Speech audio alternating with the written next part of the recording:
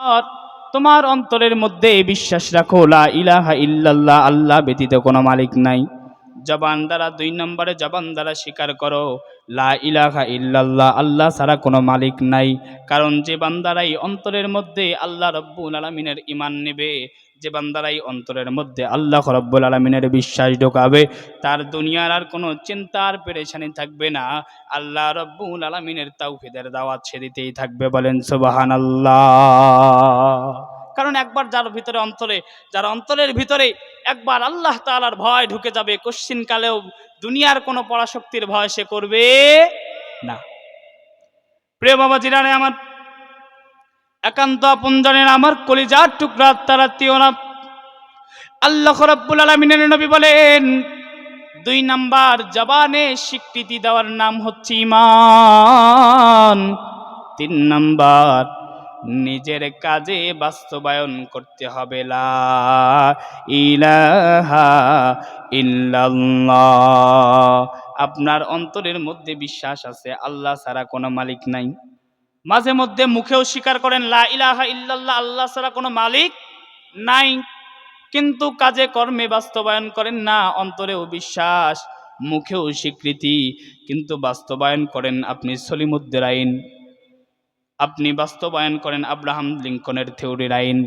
কোশ্চিনকালেও কখনো আপনি ইমানদার হতে পারেন না। ইমানদার হতে গেলে আপনাকে 3 জিনিসের সমন্বয় করতে হবে, তারপরে ইমানটা আপনার দিলের মধ্যে ঢুকবে। 1 নম্বর অন্তরে স্বীকার করেন, 2 নম্বর মুখে স্বীকার করেন, 3 নম্বর মার খেয়ে হলেও দিনের দাওয়াত আপনাকে মাঠে ময়দানে কার্যক্রম করতে হবে। বলেন ঠিক কিনা? আপনি অন্তরে স্বীকার করেছেন, বসে আছেন, না হবে না।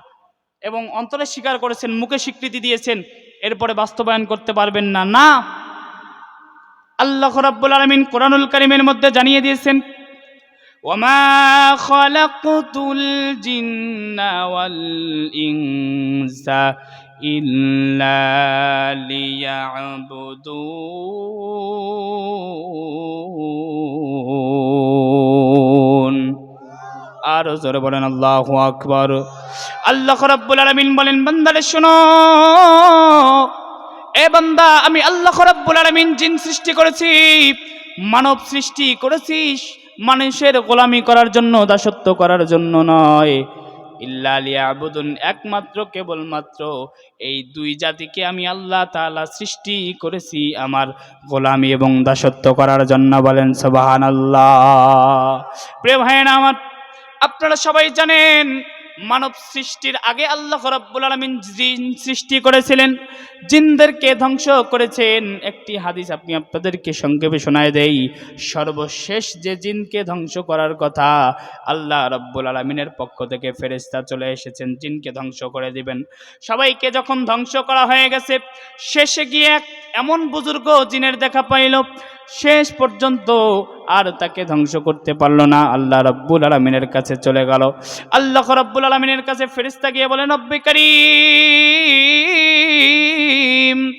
আপনার এই বান্দা জিন এত বেশি পরহেজগার, সে এত বড় বুজুর্গ, এত বড় আলেম, যে তাকে ধ্বংস করতে আমার বড় খারাপ লাগে। আল্লাহ আপনি কি করবেন, ফয়সালা দিয়ে দেন। আল্লাহ রাব্বুল আলামিন বলেন ফেরেশতা যাও যাও, ওকেই আগে ধরো, কারণ সে তার রবের হুকুম পালন করেছে, নিজে অন্তরে বিশ্বাস করেছে, মুখে স্বীকৃতি দিয়েছে, কিন্তু কাজে কর্মে বাস্তবায়ন করে নাই। এজন্য ধ্বংস যদি করতে হয় আগে তাকেই করো। তার মানে কি বোঝা গেল? অন্তরে বিশ্বাস করবেন, মুখে স্বীকৃতি দিবেন, আর কাজে বাস্তবায়ন করবেন না, তা হতে পারে না। বরং আল্লাহ রাব্বুল আলামিনের নবী জানায় দিলেন 3 জিনিসের সমন্বয়কে ঈমান বলা হয়।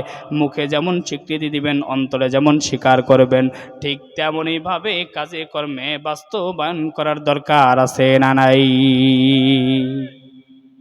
এই 3 জিনিসের সমন্বয়কে ঈমান বলা হয়।